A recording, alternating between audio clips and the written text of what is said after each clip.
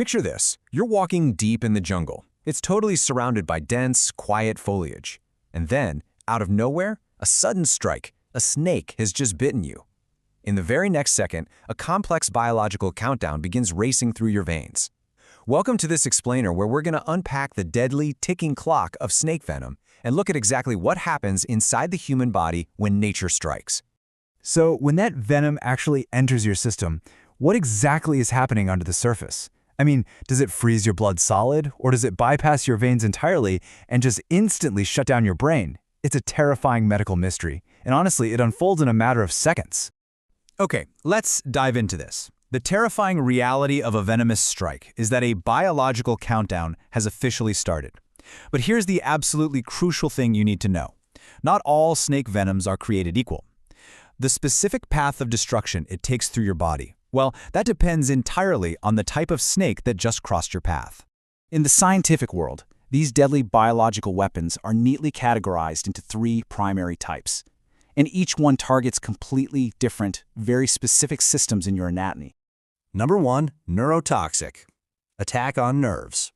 So a neurotoxin is a type of venom found primarily in highly dangerous snakes like cobras and krites, and what makes this so frightening is its target.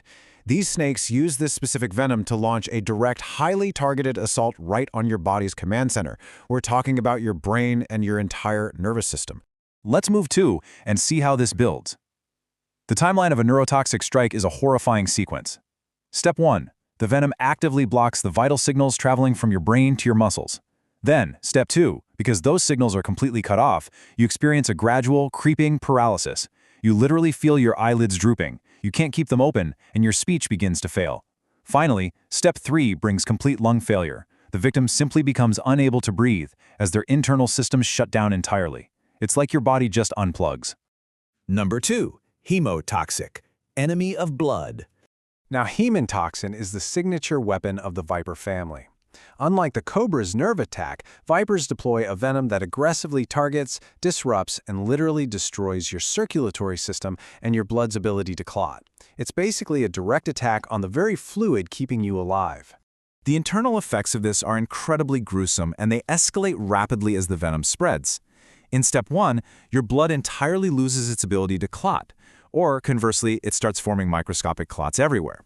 As we move to step 2, severe internal bleeding begins. Victims bleed uncontrollably from their gums, their eyes, and even their urine. By step 3, this massive internal trauma causes your blood pressure to crash violently, which ultimately leads to fatal kidney failure. Number 3, cytotoxic, melting of body. Cytotoxin is incredibly specialized. You see, rather than traveling systemically through your whole body to shut down your brain or your blood, this venom directly attacks, melts, and rots the living cells and tissues right at the site of the bite. It creates this horrifying, highly localized breakdown of human flesh. And this brilliantly illustrates the long-lasting horror of a cytotoxic strike, which happens in stages. Step 1 brings massive swelling and intense, unbearable pain right where the fangs went in. In step 2, the flesh and tissue actively begin to rot away. Step 3 reveals a really grim reality. Thanks to modern medicine, the victim's life is often saved, but the sheer tissue destruction means an amputation is frequently required. So you survive the encounter, but the venom still costs you a limb. Number 4, a dangerous cinematic lie. Now, what's really interesting about this slide is the stark contrast between what you see in movies and how the human body actually works. The Hollywood myth tells us that a hero can just suck the venom right out of a wound with their mouth, right? That scientific reality paints a vastly different picture. Venom doesn't just sit in a little pool of blood waiting to be drawn out. It travels incredibly rapidly through our lymphatic system. Trying to suck it out is completely ineffective for the victim. And, dangerously, it introduces that deadly poison straight into the rescuer's stomach, potentially killing the very person trying to help. Seriously, never ever do this. Number 5, real treatment, anti-venom. So, the crucial point is, if you are ever in this terrifying situation, there are absolute rules for survival. First, go to the hospital immediately. Don't wait to see how you feel. Second, get the specific anti-venom injection. It is the absolute only medical intervention that neutralizes these specific toxins. And third, completely avoid wasting precious, ticking seconds on quackery, magic cures, or superstitions. Speed and modern medicine are your only actual shields. As the saying goes, stay safe, stay alert. Nature's deadliest weapons operate on a biological countdown, and the only true antidote is science. But, with tens of thousands of venomous species out there, and antivenoms being notoriously difficult to produce, it leaves us with a critical question to think about. Is modern medicine evolving fast enough to keep up with nature's oldest biological weapons?